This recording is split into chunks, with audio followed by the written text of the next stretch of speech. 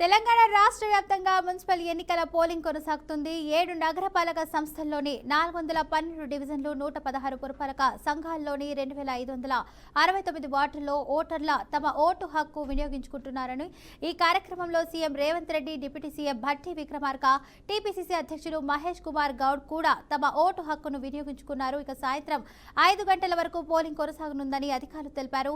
ఇప్పటి వరకు రాష్ట్ర వ్యాప్తంగా 28% ఓటింగ్ నమోదు అయినట్లు సమాచారం.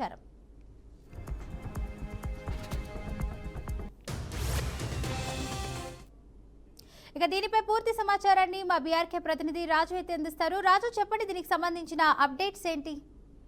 ఫాతిమా, ఉమ్మడి నిజామాబాద్ జిల్లాలో మున్సిపల్ ఎన్నికలైతే ప్రశాంతంగా కొనసాగుతున్నాయి. నిజామాబాద్ జిల్లాకు సంబంధించి కొన్ని చెదురుముదురు సంఘటనలు మినహా మిగతా అంతా కూడా ప్రశాంతంగా కొనసాగుతుంది. ఉదయం నుంచే ఓటర్లు ఓటు వేయడానికి 7 గంటల నుంచే పోలింగ్ కేంద్రాలకైతే తరలి వస్తున్నారు. బారులు తీరి తమ ఓటు హక్కును అయితే వినియోగించుకుంటున్నారు. ఇందుకోసం అధికారులు అయితే పూర్తి స్థాయి ఏర్పాట్లు చేశారు. నిజామాబాద్ జిల్లాకు సంబంధించి నిజామాబాద్ మున్సిపల్ కార్పొరేషన్ ఒకటి, బోధన్ మున్సిపల్, ఆర్మూర్, బోధన్ మున్సిపాలిటీలు, భీమ్గల్ మున్సిపాలిటీలు అవుతున్నాయి. ఇందులో సుమారుగా 4,95,570 మంది ఓటర్లు తమ ఓటు హక్కును అయితే వినియోగించుకున్నారు. ఇందుకోసం మొత్తం 146 వార్డులు ఉండగా అందులో 729 పోలింగ్ కేంద్రాలు ఏర్పాటు చేసి అధికారులు అయితే ఉదయం నుంచి పోలింగ్ కొనసాగుతోంది. ఇప్పటి వరకు 28.3గా ఎలక్షన్ శాతం నమోదైనట్టుగా అధికారులు అయితే తెలియజేశారు. అయితే గత ఎన్నికలతో చూసుకున్నట్టయితే పోలింగ్ అయితే మందకొడిగా సాగుతోందని చెప్పొచ్చు. ప్రధానంగా తక్కువ పోలింగ్ శాతం ఇప్పటివరకు అయితే తక్కువగా నమోదైందని అధికారులు తెలియజేస్తున్నారు. సాయంత్రం వరకు 5 గంటల వరకు టైం ఉంది కాబట్టి పోలింగ్ శాతం పెరిగే అవకాశం ఉంది.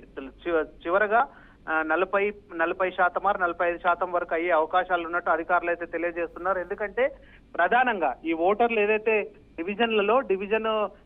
డివిజన్ కు లిమిటెడ్ అంటే 5,000 వరకు ఓటర్లు ఉంచడము, మిగతా వాళ్ళని పక్క వార్డులో కలపడము, అట్లా ఓట్లు ఇట్లా అవ్వడము, వేరే పోలింగ్ బూత్ లోకి వెళ్ళిపోవడము, ఇట్లాంటి కారణంగా కూడా ఇప్పుడు ఓటు వేయడానికి వచ్చిన ఓటర్లు తిరిగి అక్కడ తమ పేరు లేకపోవడంతో తిరిగి వెళ్లిపోతున్న పరిస్థితి. దీంతో కూడా ఓటింగ్ కు కొంత అంతరాయం ఏర్పడుతోంది. పోలింగ్ సిబ్బంది పూర్తి స్థాయిలో పనిచేస్తున్నప్పటికీ కూడా పోలింగ్ కేంద్రాల వద్ద అంత బారులు తీరి ఓట్లు వేసే పరిస్థితి అయితే లేదు.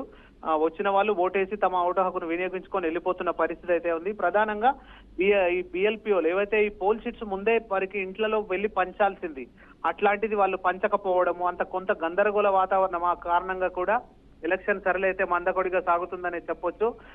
జిల్లా కలెక్టర్ దీనిపైన ప్రత్యేక శ్రద్ధ కూడా తీసుకున్నారు. అప్పటికప్పుడు ఆ కేంద్రాల వద్ద మరి ఓటర్కు సంబంధించిన వాళ్ళు సమాచార కేంద్రాలు ఏర్పాటు చేశారు.